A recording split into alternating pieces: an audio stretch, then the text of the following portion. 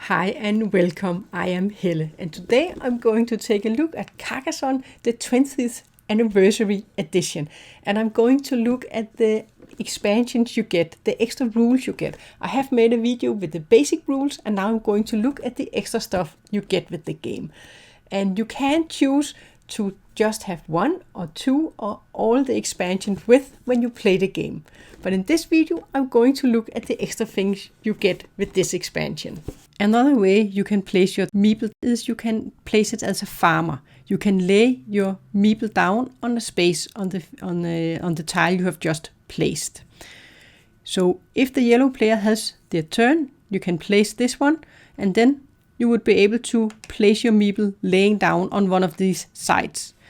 And then at the end of the game, you will score 3 points for each completed city in the area. But you need to have the majority of meeples in that area. For an area, you look at the roads, they will kind of border the areas, and you will look at the cities. In this case, this yellow player is in this area. If I place it here, then it would be in this area. But here we have already a completed city, and this would be worth 3 points at the end of the game. If later on this tile was placed here, then this area is now larger, and these are in the same area. So at the moment they would both score 3 points for this city at the end of the game. If I wanted to place the tile at this moment, then I wouldn't be able to place my meeple here because there's already one meeple on this field. So when you want to place your meeple here, you have to be the only meeple in the area. In the same way as when you place on a road, you have to be the only meeple on the road or the only meeple in a city. So here I would be able to place it there in this area down here.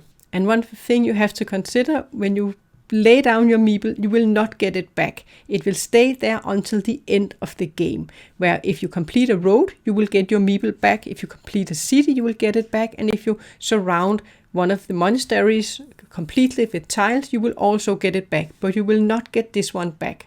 In that way, you can lock up some of your meeples when you lay them down, but they could also score you a lot of points at the end of the game. And at the end of the game, after the last tile has been placed and you have already scored for your unfinished buildings and unfinished roads, then you also have the farmers you have placed that you have to score points for.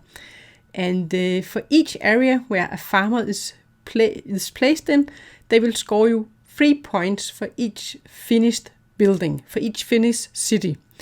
And if there are more meeples from different colors, then the player that has the most meeples in the area will get the points. And if there's a tie, all the tied players will get the points. So if you look at this area we have over here, where this yellow meeple is placed, the area is you will look at the cities and you will look at the roads. They will divide the different areas. So this player is alone in an area here. And there's one city connecting to this area, a large city. This one is not finished. And for each city, you will score 3 points. So the yellow player would score 3 points for this city.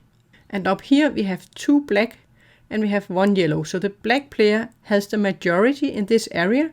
And this area is going like this. So you have the road and then the walls from the city. So the black player would score 3 points for this city and 3 points for this city, 6 points. Then we have an area down here where it is the road that is dividing this area.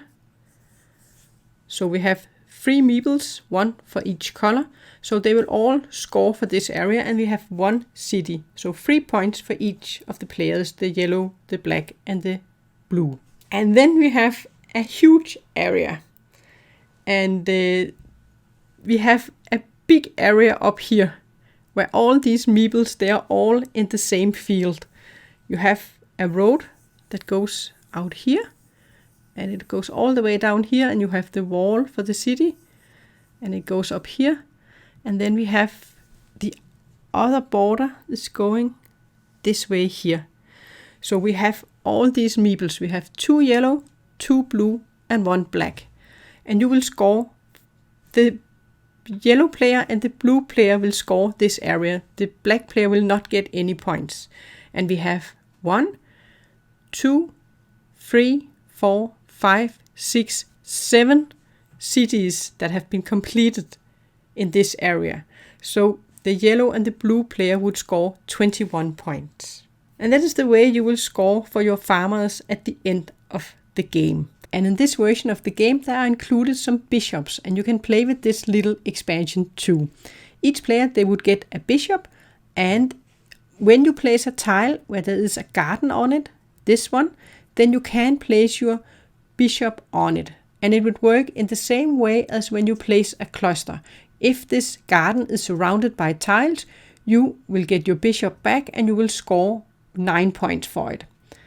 And with your bishop, you can place him also on a cluster tile, or you can place him on a garden tile. That is the only two places you can place him.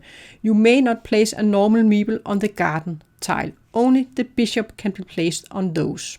So if we placed this tile here, I can place my bishop on the garden.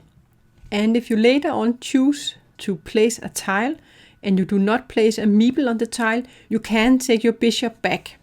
And then you will score for the field that he was on. So here you would score for this garden. You would immediately score 6 points and you will get this one back. But you can only do it when you place a tile and you do not place any meeple. Then you are allowed to withdraw your bishop. So in that way you can get him back, and then you can place him later on a church or on another garden. At the end of the game, you will score points for him in the same way that you will score points for the other meeples you have. You will score 1 point for each of the fields around the garden or the cluster tile if he was on a cluster tile. So with your bishop, you can place him on the gardens and only him on the gardens, or you can place him on a cluster tile, and you can take him back if you do not place a meeple on a tile that you have just placed. Then you can take him back. And let's take a look at the next expansion that have been included in this. We have 15 tiles, 5 with each of these symbols on them. And these you can include in your play. You can just shuffle the tiles with your normal tiles. And when you draw one of these, you will be able to get an action, or you can get 2 points if you do not use this action on the tile. And let's see how this works. When you have to place a tile, if you place it so this arrow points to another tile, then you can activate this action. And with this one, this means that you will get an extra turn. So when you have finished your turn here, then you will be able to take one more turn and you can draw a new tile. And when you draw the new tile, if you get one more of these arrows, you cannot activate it a second time. But you will always score 2 points for it if you do not activate it. So if I place this one here, I'm not allowed to get an extra turn again because I have just had an extra turn.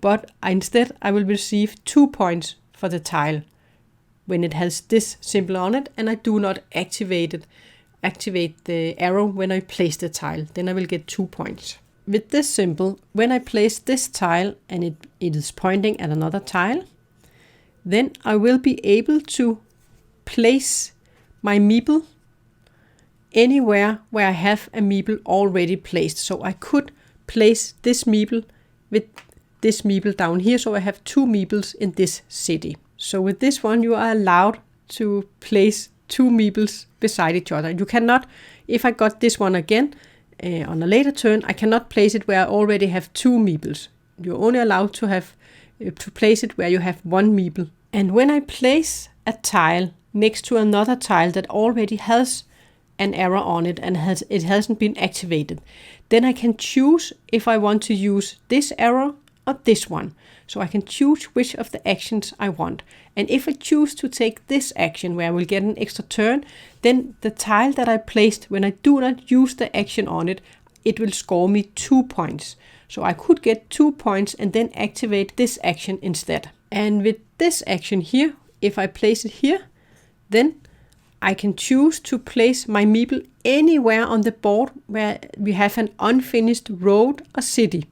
So I could place it on this road here, on this road here, or on this road here. Or I could place it on this unfinished city.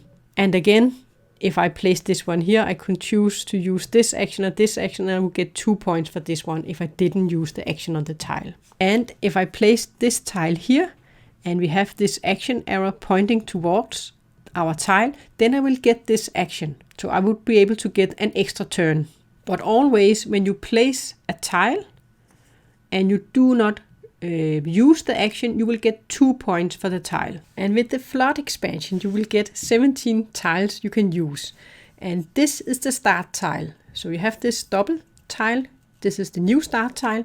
So the existing start tile, you do not need this one when you play with this expansion. So you can put this one back into the box. And then you need to locate this tile where you kind of have a lake. You need to shuffle your flood tiles and then place this one at the bottom, underneath the stack. And now you're ready to start. First you will draw all of the flood tiles and place these tiles, and then you will go to the normal tiles. And you can place meeple on roads, on cities, and like you do when you draw the other tiles. But first you will go through this stack of tiles. And when you place the tiles, you need to place so the flood will continue. You cannot break the flood, and you cannot make the river go into itself, kind of like in a loop. So you have to keep the flood running when you keep the river running when you place the river tiles. And this was an example of how you can play with the flood tiles. First you will draw all the flood tiles and place them, and you can place your meeples on them as usual. And then when you have placed all of the flood tiles, this one I wasn't able to place here, then you will start with drawing from the normal deck of tiles. And that was my look at the expansion rules for the game. You can choose to just play with one of them, two of them, or with all of them. It is absolutely up to yourself and how much time you have when you're going to play the game. But that was my look at the rules. Thanks for watching.